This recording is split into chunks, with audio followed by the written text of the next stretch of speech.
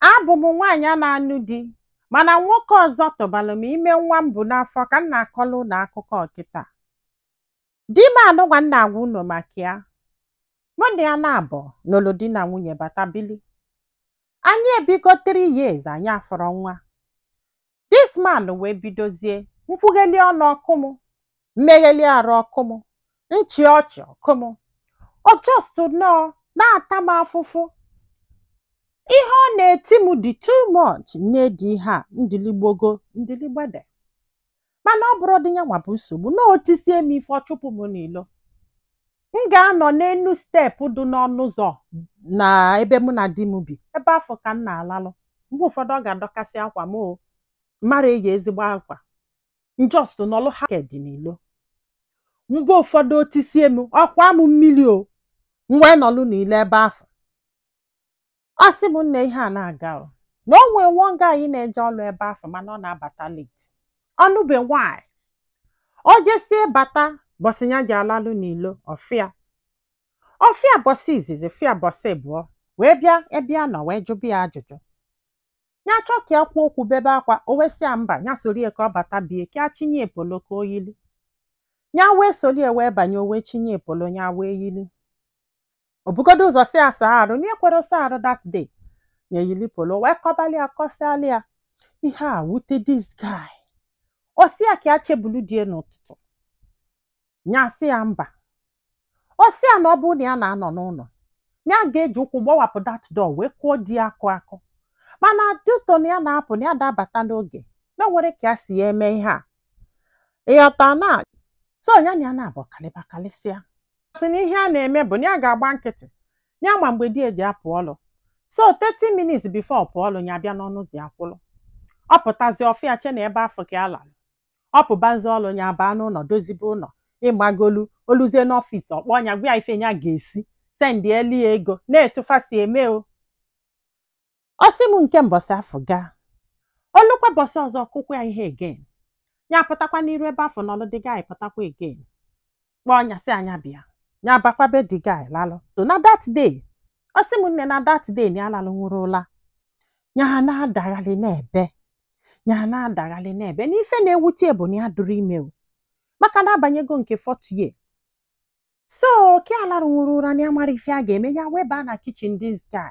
O wee bulu na afele asara asa ma ite asara asa so many things dusi deti dị ebe afọ. Nya wee jili maka na gịnị melụ n'ihe nwụrụ ife ya na-alụ andị na ụlọ ada atụ ya wee sachaba afele niile sachasịa.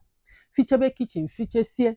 Dozibe all those things dozisie so ma towel eji efichegesi ihe. Dozie everywhere sparkling clean. Mụọ pụọ ma palọ dịga anyị na-ala n'ụla. Ọ sị m nne. Ihe a wee mesịa dịga anyị pụta ụtụtụ kụja. Dịga anyị pụta ụtụtụ kụja na ike kwụlịa. Ike gwụlịa. So before binie na ya agbafelugo. Jekwulu die magolu bakwa n'ụlọ ka anya si aba die kpọkwa ya na fonu ya esibekwe nni. Ọ sị m mana that day na dịga anyị welu nọmbịa. Ya na ya na-abụ wee bido kpaba o. Fa na-abụ bido kpaba. Ịmagolu. Olukwe bọsị ọzọ otikwu ya ife ya banyekwe be that guy. Olukwe bọsị ọzọ otikwu ya ka o si etie. Ya instead ya nwe ikwụzi n'ọnụ ụzọ. Ya ejezie n'ọnụ ụzọ dịga anyị chezieli dịga anyị batazia fa na-aba n'ụlọ. Ka a na-ekwu fa elibekwa ibongi o. Ka a na-ekwu dịga anyị enyekwu ya ki si otizie enyi ihe ya nọ na door na-eche. Ya jee mepe bie ka ọ baa onwe ihe ọfụ ya sie. O jesie nata onye nninye eliela onwe. Ọkwa ife dịga anyị gwalịa o. Ya jizikwe ki o. Ọ sị m nne na ki nwa na o nwere ebe a na-edobe n'akụkụ door dịga anyị. Ịghọtara na aja ngwuludo n'akụkụ onwe ebe ya na-afanye. Ọ bụza na di eti enyi fe chụpụ ya n'ụlọ. Ya eji nwa je welu ki banye ebe afọ. Olu one day di etisi enyi ihe pụta ile ọfụrụ ya. Na ya nọ na be dịga anyị na-awụ ọchị ya. Ọ pụta chọọ ya ọfụrụ ya. O muvuo pụọ outside chọọ ya chọsị anya. O chigekwa azụ n'inside ịghọtara na wee kpọbịa ya na fon. Nye kwere pik fon maka na ya nọ na nke dịga anyị na-esele onwe ibongi. Pịa na ya dụkwa ime o. Ka dị ime ọ wee bụrụ na this guy bụ ịmagolo ụmụ nwoke dị decent. O wee si ebe ọ dị ime kịta na ọ ga-ahapụ the man. maka na ya ma nkwe ka nwa ya nọlụ n'ilo na ọ bụrụ na ọ maalụ na ya ma nnu ya ya ji eke wepụ nwa afọ akwa ịghọtago ọsị m nna ọkwana ya nya wee naba bie ịmagolu na-eche ife ya na afọ ime ga-eje o mana afọ ime bịa wee bịa wit ọgbọ bịa wit ụla bịa wit so many things ịmagolu symptoms nye ebido chenjibe o imi ebido bube o nye ebido ịgbọ di ewee sị ya ma ọ dị ime ma ọ dị ime ya sị ya mba na ya dụrụ ime maka na ya ka na-eche ihe ya ga-eme di ewee kpụrụ ya gadagada n'ụlọ ọgwụ ene na abụrụ na ya dị ime di ewee tie na-aṅụle nke ndị dị ime o wee pụọ ọlụ dị nezdee ya wee jegwa the guy wee sị anya gwakwa ya ya gwe ya na onwe ya ka ọ bụ na ha ma nkwekwe na ọ bụrụkwa na ọ gwaghị ya na ha ya akpụpụ ha court and the guy ka di enwe ego di wee bata ya na ya na-abọka ya ese ya na-akwụ ya iyi na nwere ifu ebe rie ka o tikwie ka o si eti ka ya wee gbapụzie nke na ya ma mbatazi atọ ka ọ bụrụ na ya tụọrọ ime gbanaga ọ sị m na the guy ekwurokwa okwu ya kwali ya gbogo kwali ya gbede this guy ekwuru okwu ịmara ihe ọ ga-abụ ya mevu pim akụ ya na o nwere ifi akwari ya na ọ bụ ezigbote ekwensu na ọ bụ mfat ihe niile a na-akwa mmadụ na ya kwalụ this guy na this guy emeta okwu ya aka n'ihe ọ gwara ya bụ na ọ na-achọ onye ga-akọfe afọ ime ya na-achọ achọ ya wee sị ya ka ya gwazie gị na nwa abụrụ nwa gị na ọ bụrụ nwa gị o na ọ na-abụ itisi enyi ife chụpụ ya n'ụlọ na ọ nebo na accept ya bụ onye nwe nwa ọ sị ya ya sị ya yes na ekwedị ka o binyite na ya pụgo na agbafelu ozugbo gbajebe n'ọba ruo ebe afọ banye n'ime ụlọ jenọlụ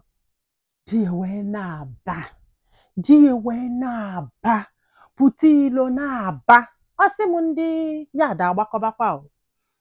da agbakọbakwa o ọ sị m nne to her greatest surprise ndị ache na ndị yadị ga-akpụ ya ogbe na ndị yadị ga-akwụ ya iyi na ndị yadị ga-alịgolie ndị yadị niile wee fesie die si na ọ bụrụ a husband na ọ bụ ewuma bita na o kwesịrị ịnụ nwaanyị na otogo ha na-eche bọsị ha ga-abịa kpụpụta ya n'ụlọ kwụọ onye akụ kwụọ onye duga ndị yadị wee gwakọta ya okwu ndị yadị eprezibekwa ya juba that man ma ọ chọrọ ịnụ ya ndị man si yes na ya ga-anụ ya ọ sị m ihe a na-afịakwa sọsọ di ekwuzialụ na uche ebe ọ pụta tie mkpu ka onye ọbụla gbakọ si na ọ bụ nwaanyị akwụna nwaanyị nke nwa ndị ya dịgwesịa na everyday na ị na-achụpụ dis woman n'ụlọ na-alalụ n'ilo di ọda man si na ọ bụrụ na ya nara anụ nwaanyị na onye nwa kara ibu ụzọ tụba nwunye gị ime di ọda man si ọ bụrụ na ya na-anọ n'ụlọ na onye nwa kara ibu ụzọ tụba nwunye ime ndị mmadụ ejekwe na this guy ịtọ mbụ nke tụbalịa ime na ha na ịtọ maka na fancha niile fụrụ etu o si tritie